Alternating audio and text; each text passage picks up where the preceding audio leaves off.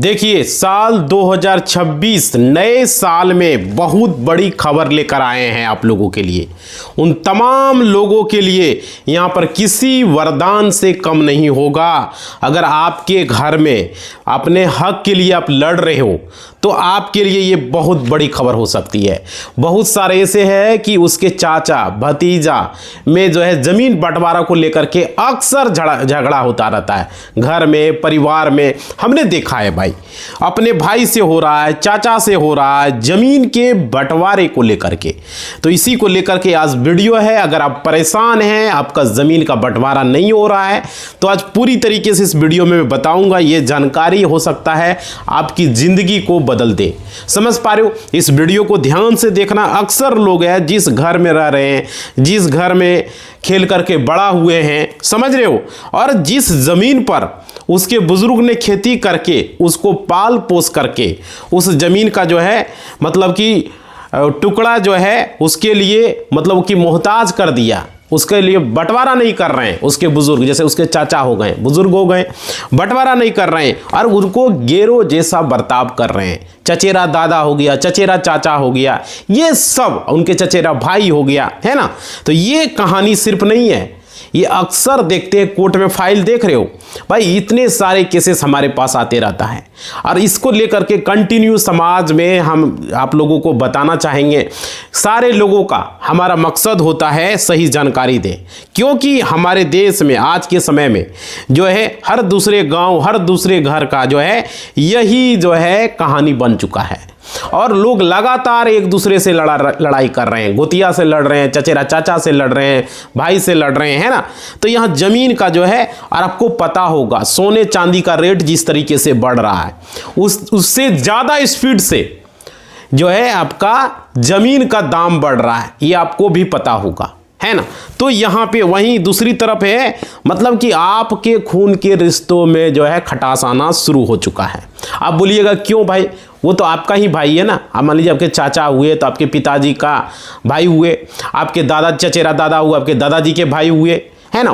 तो इस तरीके से दादाजी 3-4 भाई हैं, फिर उसके बेटे हुए। तो इसी को लेकर के कंटिन्यू तो आज का वीडियो में पूरी तरीके से मैं बताऊंगा। कोई भी अपनी मर्जी से ज़मीन छोड़ने को तैयार नहीं है और कोई भी हिस्सा देने को भी तैयार नहीं है। समझ पा रहे हो?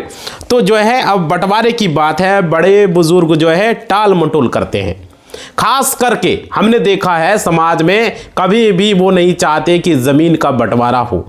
समझ रहे हो? तो यहाँ पे आपको सिर्फ अगर आप बंटवारा करना चाहेंगे, जाएंगे, मना कर देगा, अरे अभी नहीं बाद में करेंगे ना, बाद में करेंगे ना, हो जाएगा बंटवारा, अभी करो, तुमको क्या दिक्कत है। समझ पा रहे हो? तुमको खेती वगैरह कर रहे हो ना, हो रहा है ना काम, इस तरीके से टाल मटोल कर देता है। समझ पा रहे हो? अब देखिए यहाँ पे कहना चाहूँगा, अभी रुक जाओ, बाद में देखेंगे, करेंगे, है ना, आराम से होगा। तो देखिए यह एक साजिश होता है, सोची समझी एक साजिश होता है। समझ लीजिए, आप थक कर बैठ जाइए लेकिन आपका काम नहीं होता है। और देखिए ज़मीन पर कब्जा लगातार उनका बना रहता है। अगर आपका चाचा है, आपका चचेरा भाई है, दादा है, चचेरा, वे सबसे लगातार आप परेशान हो जाएंगे, प्रताड़ित हो जाएंगे। समझ रहे हो? और ये देखिए, ये जानबूझ के बहुत खुशी होगा कि 2026 के नियमों में अब जो है थोड़ा सा बदलाव हुआ है। अब देखिए यहाँ पे क्या है, जिसके जरिए आपको बिना किसी खुशामद का इस वीडियो में हम बताएंगे, बिना किसी के हाथ फैलाए, होता है ना कि हाथ फैला रहे हैं, समझ रहे हो, तो हाथ फैलाने की ऐसे की ज़रूरत नहीं पड़ेगी। आप हासिल कर पाओगे, अपने हिस्से को ले पाओगे। देखिए अगर मान लीजिए आपके पिता, आपके चाचा, आपके सगे भाई, आपके चचेरे भाई अगर बंटवारा के लिए राजी नहीं हो रहा है, सगा भाई भी होता है तो नहीं करना चाहता, वो दखल कर लिया, पहले बड़ा भाई था, देना ही नहीं चाहता, ऐसा भी होता है, तो भाई ये कहानी बन चुका। चाचा भतीजा को परेशान कर रहा है, भतीजा कभी चाचा को परेशान कर रहा है, बहुत तरह की बातें होती हैं। तो देखिए यहाँ पे क्योंकि कानून आपकी तरफ खड़ा है, आज मैं इसी कानून के बारे में पूरा डिटेल्स में आपको बताने वाला हूं।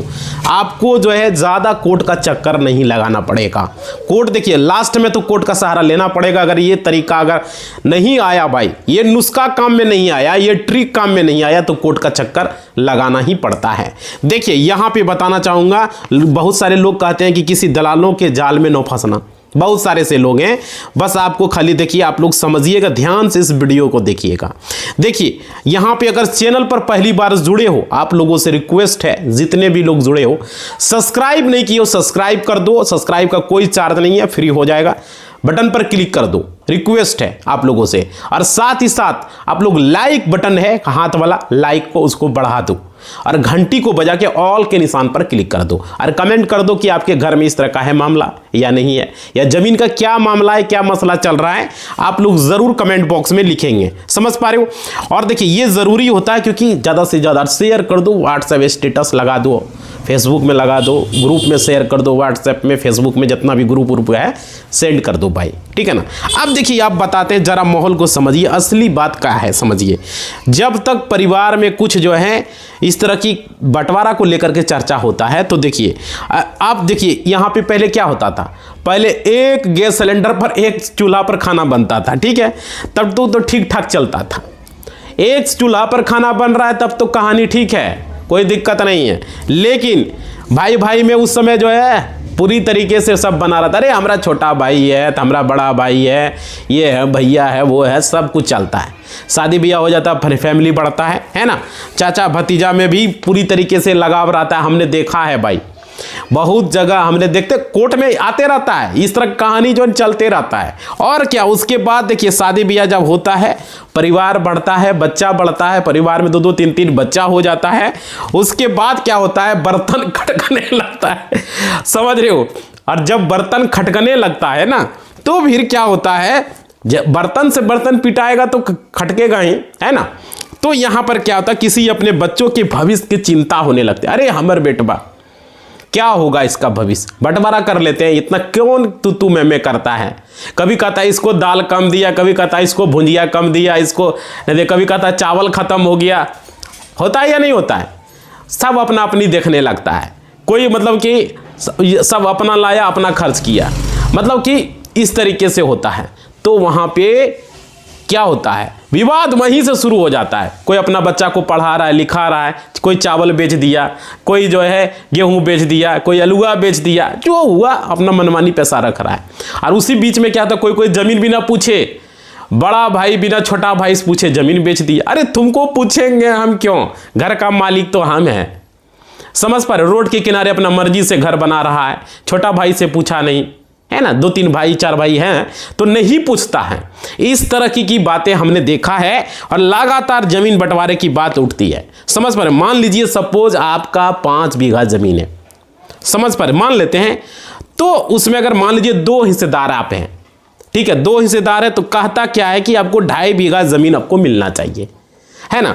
तो असलियत में होता क्या है, यहां पे समझिए, जो परिवार जो सबसे ज्यादा दबंग होता है, जो सबसे ज्यादा बाहुबली होता है ना, ज्यादा बपुतगर जिसको कहते हो, गांव में बपुतगर बोलता है उसको, है ना, वो सड़क किनारे वाला उपजाऊ जो जमीन होता है उस पर कब्जा जमा लेता है। अरे हमने देखा है भाई, खुद अपना गांव में देखे हैं, खुद अगल बगल देखे हैं, क्या बात करें हम।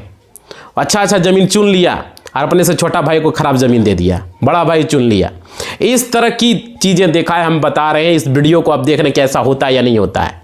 या अगर मान लीजिए 4 भाई है तो 2 भाई एक तरफ हो गया, या 2 भाई एक तरफ मिल गया, 2 भाई को फटकार दिया और बंटवारा किया, दोनों बाहर में रहता है तो इस तरीके से हुआ। 3 भाई है तो वहां भी वही कहानी होता है, 2 भाई मिल गया, 1 भाई को फटकार दिया, इस तरीके से होता है। समझ पा रहे, हमने देखा है। वो क्या करेगा, अपना ज़मीन को, मतलब जो अच्छा ज़मीन होगा, जो उपजाऊ ज़मीन होगा, जो नज़दीक का ज़मीन होगा, वो अपने कर लेगा, अपने बांट लेगा। घर बनाने वाला अपना बिना पूछे अपना घर बना लेगा। ये सब गलत है, समझ पा रहे हो, हमने देखा है। अरे क्या होगा, वो ज़मीन का आजकल खेत का कितना दाम है, कितना दाम है खेत का, आप ही बताओ। 50,000, 1 लाख, ज़्यादा से ज़्यादा हो सकता है कट्ठा में। तो 1 लाख में तुम्हारा नियत गिर गया। तुम अगर बड़ा भाई हो तो दरिया दिल दिखाओ, बोलो तुम कौन लोगे, छोटा भाई से ज़रूर पूछो, ये लो बोलो, वो होता है भाई। समझ, अपना मर्जी से यहाँ हम बनाएंगे, वहाँ हम बनाएंगे, बना भी लिया, पूछा भी नहीं, ये गलत बात है। रोड के किनारे बेच भी दिया, पूछा भी नहीं। बहुत सारे मामलों में ये भी हुआ है, कभी छोटा भाई बेच दिया, बड़ा भाई से नहीं पूछा, तो उसे ज़मीन पर लगातार जो है शिकायतें आती रहती है, विवाद होता है। होता या नहीं होता है। अब देखिए यहाँ पे उपजाऊ ज़मीन और सीधा सीधा जो है आदमी पीछे पथरीली ज़मीन दे देता है, अक्सर देखा है हमने भाई। और देखिए, और जब वह विरोध जो है करता है तो ये कहकर उसको चुप कर देता है कि अरे अभी तो सब हम लोग एक हैं ना, अभी क्या दिक्कत है, अभी बंटवारा हम कहाँ किए हैं। अपना मर्जी से वो ज़मीन बेच दिया, अपना मर्जी से वो घर बना लिया भाई, अपना पक्का मकान कर लिया, बना लिया एकदम मस्ती से एकदम, है ना। इस तरीके से होता है, मतलब कि इस धोखे में दर साल बीतते रहता है, 2 साल 5 साल 10 साल 20 साल इस तरीके से चलते रहता है, समझ रहे हो। तो यहाँ पर क्या होता है, आप कमज़ोर होते चले जाते हो, आप कुछ कर नहीं पाते हो भाई, इस तरीके के। और देखिए, आपको जो है यहाँ पे जागना होगा, सोने से काम नहीं होगा। इस बात को समझिए, आपको कड़ी मेहनत करनी होगी, आपको अपने बाल बच्चों का भविष्य के बारे में सोचना होगा, नहीं तो फिर आगे वो दबा देगा, या बड़ा भाई रहे, छोटा भाई रहे, मंझला भाई रहे, गंजला भाई रहे, कोई भी रहे, आपको दबा सकता है। समझ लीजिए इस बात को, इसलिए मैं वीडियो में बता रहा हूं, आप पीछे रह जाओगे, आप अपने बाल बच्चों को पढ़ा नहीं पाओगे, आगे बढ़ा नहीं पाओगे। ऐसा होता है या नहीं होता है? हमने गांव में देखा कितना लोग जो है इस तरीके से प्रताड़ित है। इसको केस को देख रहे, सारे जमीन के केसेस का फाइल है, हम टोटल जमीन के केसेस को हैंडल करते हैं, पूरी तरीके से केसेस को कोर्ट में हम लेके चलते हैं। कितना लोग आता है केस लड़ता, बहुत सारे गरीब लोग रहता है, उसका मदद कर देते हैं। क्या करें, समझ पा रहे हो, इस तरह की बातें। और देखिए, क्योंकि 2026 में आपने अगर मान लीजिए देरी किया भाई, तो समझ लीजिए कि कानून जो है बहुत पेचीदा हो चुका है, कहीं आपके खिलाफ ही ना कानून चल जाए। समझ पा रहे हो, आप सही भी तो भी आपके खिलाफ चल जाएगा, आप ही ना फंस जाएं कानून के दायरे में।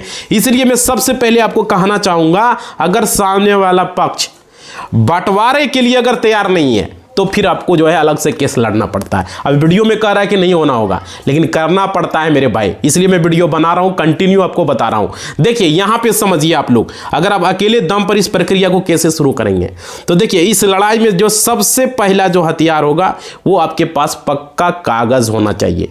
पक्का कागज, आपका कागज मजबूत होना चाहिए तो ही हो पाएगा। ऐसे मुखस्ती का देने से ये हो जाएगा वो हो जाएगा, नहीं होता है। इस बात को आप लोग समझ लीजिए। और अक्सर गांव देहात में ये गलती लोग करते रहते हैं, हमने देखा है कंटिन्यू। समझ पा रहे हो, ये बेहद ज़रूरी है। और देखिए, आप देखते होंगे इंटरनेट पर लोग क्या करते हैं, जमाबंदी कागज़ निकाल लेते हैं, रसीद निकाल लेते हैं। तो देखिए उसको लेकर के ठीक है, वो कागज़ सही है, कोई नहीं करेंगे गलत है, कागज़ एक्यूरेट है आपका, पंचायत या तहसील में लोग पहुंच जाते हैं। समझ पा रहे हो, तो आपको यहाँ पे समझना होगा कि वह कंप्यूटर वाली पर्ची सिर्फ देखने के लिए होता है। समझ पा रहे हो, उससे जानकारी इकट्ठा की जा सकती है, देखी जा सकती है।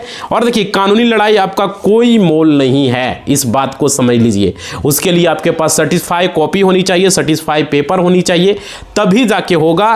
और अपने जो भी आपके रिश्तेदार है उनको आपको हराना होगा, तभी जाके कुछ हो पाएगा। और देखिए अपना हक के लिए आपको ये सारी चीज़ें आपको करनी पड़ेगी जो हम आपको वीडियो में बता रहे हैं। समझिए, एक एक चीज़ आपको बता रहे, कोई आपको नहीं बताएगा। आप सबसे पहले अपने जो ज़िले हैं वहाँ के राष्ट्रीय जो ऑफिस है वहाँ पे जाना होगा, तहसील जाना होगा, जो अंचल कार्यालय है वहाँ पर जाकर के आपको सारी कागजात निकालना होगा, खतियान निकालना होगा ओरिजिनल। इस वीडियो में मैं बता रहा हूँ तभी जाके कुछ हो पाएगा। ओरिजिनल आपको केवाला निकालना होगा, घर में है तो ठीक है भाई, घर वाला चलेगा, नहीं देता है तो आपको निकालना होगा। उसके बाद क्या होगा, ज़मीन का रसीद कटवा लेना होगा, करंट रसीद कटवा लीजिए, ये बेहद ज़रूरी है। और उसके बाद देखिए वहाँ पर एक निर्धारित फीस जमा होती है, जो भी आपका ज़मीन का खतियान जमाबंदी, वो पक्का सर्टिफाई कॉपी आपको निकालना है। मान लीजिए खतियान नहीं निकाल रहा, जमाबंदी निकाल लीजिए, जमाबंदी में रसीद व्यवस्था कीजिए, पेपर आपके पास होना चाहिए, पक्का सबूत, ठीक है ना। उसके बाद उसकी कॉपी निकालिए, वह कागज़ जिस पर सरकारी मोहर लगा होना चाहिए, ये इधर उधर का नहीं चलेगा, ठीक है ना। तो ये बहुत ज़रूरी है। और उसमें अधिकारी का दस्तखत होता है, सिग्नेचर होता है, वो कागज़ आपका पूरी वैलिड होगा, समझ रहे हो। और देखिए उसके बाद क्या है, कागज़ आपके पास होना चाहिए, कोर्ट कागज़ देखता है, आपके बोलने से नहीं चलेगा, कोर्ट में आपको सबूत देनी होगी, तभी जाके आपके प्रूव होंगे। उसके बाद देखिए कोई भी, चाहे वो अंचल हो, चाहे पटवारी हो, चाहे तहसीलदार हो, चाहे कर्मचारी हो, उसे आपको नकार नहीं पाएगा। जब आपके पास पेपर होगा तो वो कभी नकार नहीं पाएगा। इसलिए साफ साफ लिखा है कि ज़मीन का असली मालिक कौन होता है, उसमें जो है कितने हिस्सेदार हैं, उसमें जो है ये ज़रूरी होता है। मान लीजिए आपके चाचा हैं, है ना, तो ज़मीन का जो है हमारे आपके बड़े पापा हैं, मंझले पापा हैं, है ना, तो हमारा तुम्हारा ये सारी चीज़ें, क्लियर होनी चाहिए। इसमें ये नहीं कि आप जो है सरकारी रिकॉर्ड निकलवाएंगे, तो यहाँ पे आपको समझना पड़ेगा नियम क्या है। देखिए यहाँ पे पानी का पानी, दूध का दूध हो जाएगा। समझ रहे हो कैसे होगा? देखिए सरकारी खाते में जमीन अभी आप मान लीजिए आपके दादा परदादा के नाम से है, सपोजिंग है ना, सरकार के मतलब कि रिकॉर्ड में इस तरीके से अगर है वो ज़मीन, तो ज़मीन कभी भी आपके दादा परदादा के नाम पर है तो उसमें आपको बराबर का हक है, याद रखिएगा। ऐसा नहीं कि बड़ा भाई है तो ज़्यादा हिस्सा लेगा, मंझला भाई है तो ज़्यादा लेगा, हम छोटा है तो कम लेंगे, ऐसी कोई बात नहीं है। बड़ा रहे, मंझला रहे, छोटा रहे, सबको बराबर का अधिकार है। आपको वो बेनकाब नहीं कर सकता। अगर वो रोड के किनारे ले रहा है तो आपका भी हिस्सा होगा। मान लीजिए 20 फीट है तो 10 फीट आप, 10 फीट वो। ऐसा नहीं कि हाँ तुम ले लो, हम तुमको दे देंगे, ऐसी नहीं चलता है। आपकी सहमति होगी तो ही हो पाएगा। समझ पा रहे हो?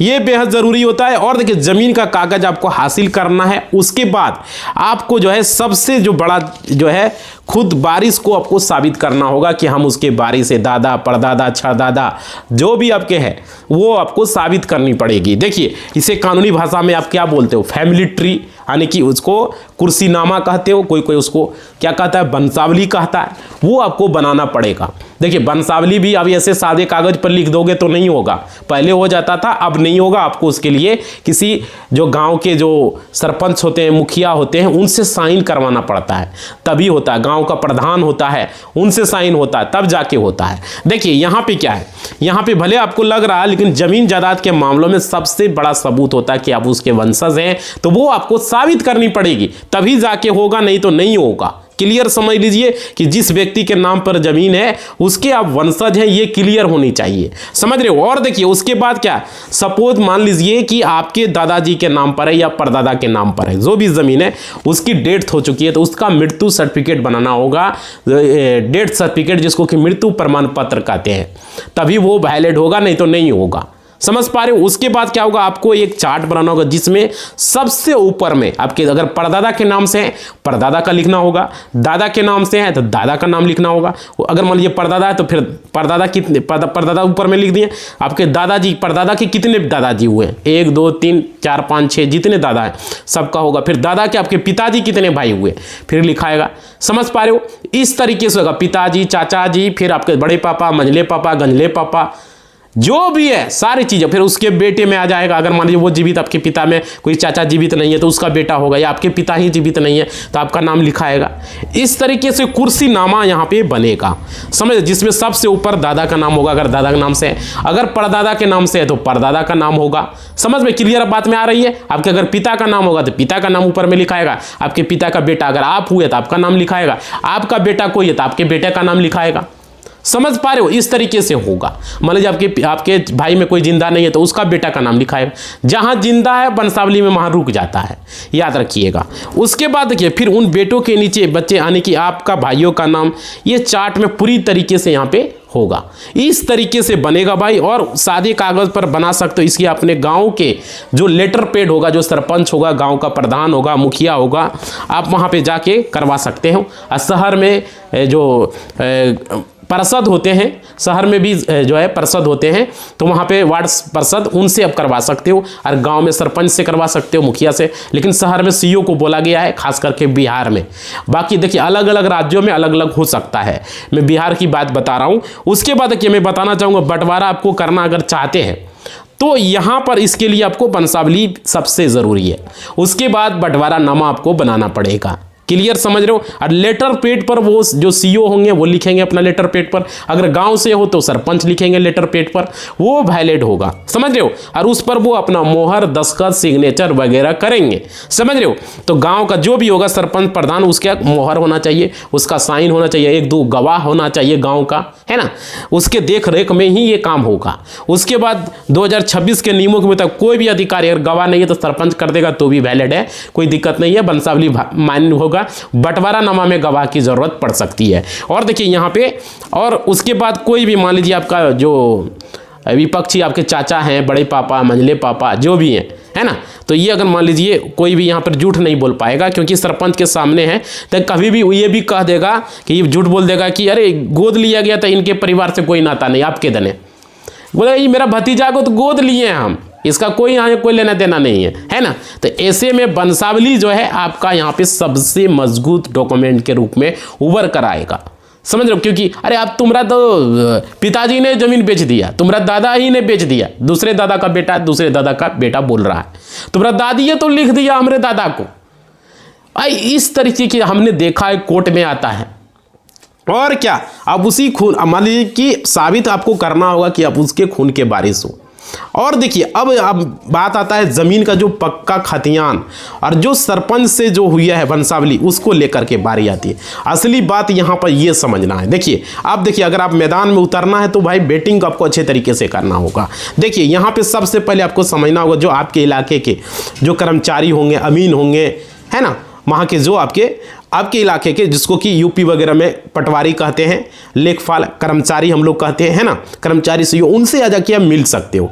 जो कि राजस्व अधिकारी होते हैं, आरओ होते हैं, उनसे आप मिल सकते हो। वहाँ के गांव में जो भी कर्मचारी है, सबसे पहली सीढ़ी यहाँ पर शुरू होता है। अमीन, सरकारी अमीन कर्मचारी वगैरह से भेंट कर सकते हो, पता कर सकते हो क्या करना है, जो कि यहाँ से सरकारी काम आपका शुरू होता है, ठीक है ना। तो आपको यहाँ पे मजबूती के साथ आपको अपनी बात रखनी होगी। और देखिए यहाँ पे सबसे पहले मान लीजिए मेरे बाप दादा की ज़मीन है, ठीक है, या परदादा की ज़मीन है, जो भी ज़मीन है मेरा, उसमें जो है अपना हिसाब में अलग करना चाहता हूँ। वहाँ पे जाके आप कर्मचारी सीओ वगैरह से मिल सकते हो। और मुझे क्या करना है, तो अपने परिवार वालों को बंटवारे के में आप कर सकते हो। आपसी सहमति अगर नहीं बन रही है तो भाई फिर आपको कोर्ट का सहारा लेना होगा, कोर्ट में बंटवारा सूट लड़ना पड़ेगा, समझ लीजिए। फिर वकील साहब आपको रखना ही पड़ेगा, बंटवारा सूट के लिए आपको लड़ना होगा। लेकिन यहाँ पे समझिए, बहुत सारे लोग कह दिया कि नहीं होगा, अगर आपसी सहमति नहीं बना तो फिर तो यही होगा।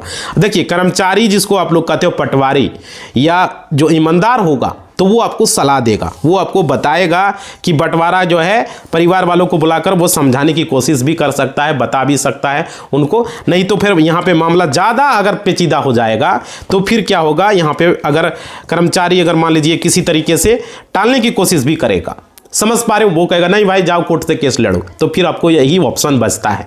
और अभी अगर देखिए ऐसा अगर निराश होकर आपको नहीं लौटना है, याद रखिएगा आपको यहाँ पे कानूनी प्रक्रिया अपनाना है।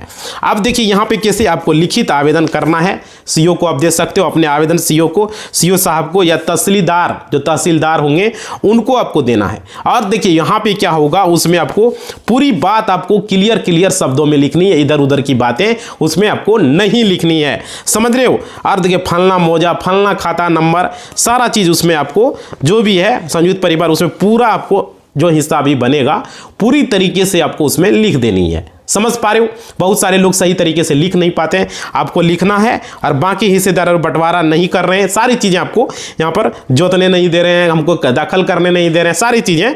इसलिए निवेदन है श्रीमान से, है ना, सारी प्रक्रिया वहाँ पे लिख दोगे। मेरा खाता अलग किया जाए, मेरा खेसरा अलग किया जाए, मेरा जो है सारी चीज़ें, अपनी ज़मीन की जो भी डिटेल्स वगैरह हैं वहाँ पर सारी चीज़ें आप, मेरा जमाबंदी कायम किया जाए अलग से, है ना, बहुत सारी चीज़ें आप वो अपना लिख सकते हो। और देखिए अपना खतियान, वंशावली, अपना आधार कार्ड, सारी चीज़ें उसमें आप लगा देंगे पिनअप करके, समझ रहे हो। और तहसील कार्यालय, अंचल कार्यालय में जमा कर देंगे। जैसे ही आप जमा करेंगे वहाँ पे आपकी फाइल खुल जाएगी, समझ पा रहे हो, ये प्रक्रिया होता है। और देखिए अंचल में अगर इस तरह की कार्रवाई शुरू करेंगे तो सबसे पहले अपने भाई चाचा को आप नोटिस भेजेंगे, अगर और उनसे पूछेंगे भाई ये व्यक्ति बंटवारा मांग रहा है, क्यों नहीं कर रहा है। तो मान लीजिए अंचल से अगर नहीं हो पाता तो फिर हमारे पास आएंगे वकील साहब के पास, यहाँ से नोटिस कोर्ट से जाएगा उनको। मान लीजिए अंचल से नहीं हो पा रहा है, वहाँ से मामला नहीं निपट पा रहा है, तो आपको करना होगा, आपको अगर कोई भी आपत्ति, आमतौर पर सरकार नोटिस पहुँचाता है, ठीक है, तो भाई आपको यहाँ पे ये करना होगा। और देखिए यही चीज़ें कोर्ट से जाएगा तब उसको होश ठिकाना आएगा। क्लियर समझ में आ रही है। और सरकारी लफड़े में किसी तरीके से आपको जो है पहले नहीं पड़ना है, याद रखिएगा। आप पहले कोशिश करेंगे कि मामला घर गांव से निपट जाए, सरपंच वगैरह से निपट जाए। वहाँ से नहीं आता तो यहाँ अंचल कार्यालय से नहीं होता तो फिर कोर्ट का सहारा आपको लेना ही पड़ेगा। डायरेक्ट कोर्ट में मत जाएं, पहले समाज में ही देखें कि हो जाता है या नहीं होता है, तो यहाँ पे ये है, नहीं तो एक तरफा फैसला हो सकता है, याद रखिएगा। इसलिए मैं आपको बता रहा हूँ बंटवारा क्यों रोक रहा है। कानून की नज़र में बंटवारा रोकने का कोई बहाना नहीं बनता। याद रखिएगा, बंटवारा करना पड़ता है, भाइयों को हिस्सा देना पड़ता है। कोर्ट में साफ साफ यहाँ पे है बंटवारा आपके पक्ष में होगा। और देखिए यहाँ पे इसके सिवा ज़मीन पर कोई स्टे लगा हो या कोई कानूनी अड़चन हो, ठीक है, तो वहाँ पर साफ सुथरी अगर है तो बंटवारा होकर ही रहेगा, याद रखिएगा। और देखिए इसके बाद भी अगर मान लीजिए तहसीलदार साहब ज़मीन की मापी का आदेश दे देंगे, सीओ, देखो सीओ जो है मापी का आदेश दे देंगे आपको वहाँ पे। उसके बाद क्या होगा, सरकारी जो अमीन होगा, जो कानूनगो होगा, आपके गांव में आएंगे, सिक्कड़ लेके आएंगे, आपको व्यवस्था रखना होगा नक्शा का, ठीक है ना, नक्शा वगैरह का। अब ज़मीन का वो नापी की जाएगी, जो भी ज़मीन है उसका नापी होगा। उसके बाद कितनी कुल ज़मीन है वो देखी जाएगी, उसमें कब्जा कहाँ कहाँ है, किसका है ना। उसके बाद एक नक्शा बनेगा जिसको कि आप लोग समझते होंगे नजरी नक्शा उसको कहते हैं, वो तैयार किया जाएगा, ठीक है ना। उसके बाद क्या होगा, उसमें देखा जाएगा ज़मीन किस तरफ रास्ता है, ज़मीन का कौन सा ज़मीन किस तरफ का आबादी है, कौन सा हिस्सा ज़्यादा कीमती है, वो सारी चीज़ें देखी जाएगी। कौन सा ज़्यादा दाम है ना, आने वाले कौन रोड के किनारे हैं, ये सारे जो है 2026 के नियमों के अनुसार देखा जाएगा। और देखिए बंटवारा ऐसा होगा कि सबका बराबर वैल्यू बने, है ना। किसी को यहाँ ऐसा ना हो कि एक को पूरी रोड साइड ज़मीन मिल गया, दूसरे को दे दिया खेत में बीच में, है ना। तो यहाँ पे ये किसी को गड्ढा दे दिया, किसी को पथरीली ज़मीन दे दिया, यहाँ पे नहीं होगा। अगर अमीन कुछ ऐसा गलत करेगा तो तुरंत आप आपत्ति दर्ज करवा सकते हो, वो सरकारी अमीन है, ऐसा नहीं कि वो जो बांट के दे दिया। अगर कोई आपत्ति आपको है तो कंप्लेन सीओ अंचल कार्यालय में जाके अमीन के खिलाफ आप कंप्लेन दे सकते हो कि देखिए ये अमीन मिल गया, उससे 4-5 कड़िया मार किया है, फिर से हो तो दूसरा अमीन आएगा, नापी करेगा, है ना। ऐसा नहीं कि वहाँ पर अंचल कार्यालय में एक ही अमीन है, 10-10, 20-20 अमीन होता है एक एक अंचल में, ठीक है ना। तो यहाँ पे अमीन का रिपोर्ट के आधार पर तहसीलदार साहब बंटवारे का अंतिम आदेश जारी कर देंगे, सीओ जारी कर देंगे। उसके बाद आपकी जो है यहाँ पे इस आदेश में आपका हो जाएगा, नापी के बाद बंटवारा हो जाएगा। तो यहाँ पे खेसरा नंबर फलना ये उसके बाद सरकारी रजिस्टर में आपके नाम पर चढ़ा दिया जाएगा। आप आपत्ति दर्ज कर दोगे तो आपका उसमें फिर से नापी होगा, फिर से सब कुछ होगा, ठीक है ना। ये कर सकते हो। और आप उसके बाद दाखिल खारिज वो जो कागज़ देगा उसके आधार पर आप अप्लाई कर सकते हो दाखिल खारिज के लिए, इसमें कोई तरह का दिक्कत नहीं है। और देखिए लोग इस सब चीज़ें को पता नहीं रहता है, इसलिए मैं वीडियो बता रहा हूँ। और ये बात दर पीढ़ी दर बंटवारे का नियम हमारे देश का ये कानून कहता है, समझ रहे हो। बंटवारा हमेशा जो है जब भी होगा ऊपर से नीचे की ओर होता है, इस बात को आप लोग समझें, इस बात को आप लोग जानें। मतलब कि ज़मीन अगर मान लीजिए आपके दादा के नाम पर है या परदादा के नाम पर है तो परदादा से शुरू होगा, फिर दादा, फिर आपके पिता, फिर आप पर आएगा। अगर दादा से है तो फिर दादा शुरू होगा, फिर आपके पिता, कितना भाई दादा आपका होगा, पिताजी कितने भाई थे, फिर आप कितने भाई हो, उस तरीके से आपके बेटे तो फिर उस तरीके से होगा, समझ रहे हो। इस तरीके से ज़मीन का बंटवारा होता है। आपके चाचाओं के बीच बंटवारा अगर नहीं हुआ है समझिए तो आप सीधे अपने भाइयों का बंटवारा नहीं मांग सकते, याद रखिएगा। जब तक आपके दादा बंटवारा नहीं किए हैं तब तक आपके पिता नहीं मांग सकते। आपके पिता में बंटवारा नहीं हुआ, आपके चाचा में बंटवारा नहीं हुआ तो आप मांग नहीं सकते। आप भतीजा हैं, आप मांग नहीं सकते, समझ पा रहे हो। ये चीज़ें अब याद रखिएगा, क्योंकि वहाँ पे दादाजी के जो बेटे थे उनके हिस्से जब पिताजी का हिस्सा अलग होकर आएगा तब आप मांग सकते हैं। अब ऊपर में ही बंटवारा नहीं हुआ तो आप डायरेक्ट कैसे मांग सकते हैं, इस बात को समझ लीजिए। बहुत सारे लोग नहीं जानते हैं, इसलिए मैं बता रहा हूँ। दादाजी के बेटे के पहले कानून क्या कि ज़मीन का 2 या 3, मान लीजिए दादाजी के बेटे हैं, 5-6 बेटे हैं तो दादाजी के बेटे में बंटवारा होगा। फिर आपका मान लीजिए दादाजी हैं तो फिर वहाँ फिर आप भतीजा हैं तब आपके में बंटवारा होगा। अगर परदादा के नाम से तो परदादा तो दादा का बेटा की, आपका परदादा का कितना बेटा था, कितना दादा आपके भाई थे तो दादा उसमें बंटवारा होगा। फिर आपके पिता में बंटवारा होगा, फिर चाचा हो गया, उसके बाद फिर आप में भतीजा, आपका चचेरा भाई और आप में बंटवारा होगा। ये नियम कहता है, ये कानून कहता है जो वीडियो में आपको हम बता रहे हैं। उसके बाद देखिए यहाँ पे आपका यहाँ हिस्सा, कई बार लोग सीधे कोर्ट चले जाते हैं तो वो नहीं होगा। कोर्ट जाएंगे भाई कि हम भाई से अलग हम अपना ज़मीन रखना चाहते हैं, जबकि रिकॉर्ड में ज़मीन दादा के नाम पर है, पता चलता है परदादा के नाम पर ज़मीन है, तो वहाँ पर केस आपका खारिज हो जाता है। और यही वजह से आपका केस खारिज होता है, इस बात को समझ लीजिए। अगर आपके पिता और चाचा के साथ अभी बंटवारा होगा तो भाई उसी जो है प्रक्रिया से होगा जो हम आपको बता रहे हैं, जो नियम कहता है, समझ रहे हो साथियों। तो ये थोड़ी मुश्किल है लेकिन नामुमकिन नहीं है, इस बात को आप लोग समझ लें। और देखिए ये कई बार कोर्ट कचहरी में सालों साल लग जाता है, फाइल देख लो कितने लोग का पैसा बर्बाद होता है, हम आपको बता रहे हैं भाई। अगर आप हाथ पैर बैठे रहेंगे तो आपकी जो है ना आने वाली पीढ़ी जो है भूमिहीन हो जाएगा और पूरा ज़मीन बिक जाएगा, याद रखिएगा, इसलिए आपको बता रहे हैं। आप लोग अगर मान लीजिए आज लोग कब्जा करके जमा करके बैठे हैं ज़मीन पर, तो कल जो है वो ज़मीन को बेच भी सकता है। आपके चाचा बेच सकता है, आपके बड़े पापा हो गया, कोई भी आपके दादा हो गया चचेरा, वो बेच सकता है। इस तरीके से होता है। और क्या, उस पर वो पक्का ज़मीन निर्माण घर भी बना सकता है ना। तो इस तरीके से आपको वो ज़मीन को छुड़वाना बड़ा मुश्किल हो जाता है। इसीलिए समझने से 2026 का जो ये कानून है आपके लिए, ये एक तरीके से बोल लीजिए एक तरीके से सुनहरा अवसर है। और देखिए यहाँ पे क्या है, आपको आलस त्याग देना है और अपने हक के लिए आपको आवाज़ ज़रूर उठाना है। कभी भी पीछे नहीं हटना है अपने हक के लिए, क्योंकि हमारे देश का जो कानून है, जो संविधान, हर नागरिक को अपनी संपत्ति का अधिकार है। अपने संपत्ति के लिए वो केस लड़ सकता है, अपनी संपत्ति का मांग कर सकता है, चाहे वो बेटा हो, चाहे वो बेटी हो, कोई भी हो। अगर सही कागज़ आपके पास है, आप सही कागज़ के साथ आप बढ़ेंगे तो दुनिया का कोई भी ताकत आपको हक मिलने से नहीं रोक सकता। इस बात को समझ लीजिए। बस आपको हिम्मत करना है, जज्बा लगाना है, थोड़ा टाइम लगेगा। पेपर भी अगर नहीं है, पेपर भी उपलब्ध हो जाता है। आजकल तो ऑनलाइन से पेपर निकल रहा है खतियान के वाला। अगर नहीं मिल रहा तो रजिस्ट्री कचहरी चले जाइए, खतियान का कार्यालय में चले जाइए। थोड़ा चक्कर लगाना होगा, क्या किसी को रख लीजिए, खुद से नहीं कर पा रहे हैं, अरे 1500, 2000, 3000, 4000, 5000 लेगा, लेकिन काम आपका हो जाएगा। थोड़ा बहुत पैसा इधर उधर करना पड़ता है, कोई काम करेगा, कोई दौड़ेगा तो चार्ज तो लेगा ही, है ना। तो ये ज़रूरी तो बता रहे हैं। अब नहीं कर, अमीन रख लो। अगर खतियान का वाला निकालना है, कोर्ट में जाना है, वहाँ पर भी अगर कोई है सेट आदमी है आपका, या कोई जान पहचान का है, एडवोकेट वगैरह है, कोई अमीने वगैरह हैं, तो उनसे भी निकलवा सकते हो। आप खुद से पढ़े लिखे नहीं हो तो जानकार व्यक्ति रह सकते हो। लेगा 1500 ज़्यादा, और क्या करेगा वो, लेकिन काम आपका कर देगा। इस तरीके से काम होता है। इसलिए मैं बता रहा हूँ, कोई भी दिक्कत हो तो आप लोग ज़रूर कमेंट बॉक्स में लिखेंगे। आज का वीडियो यहीं पर हम समाप्त कर रहे हैं।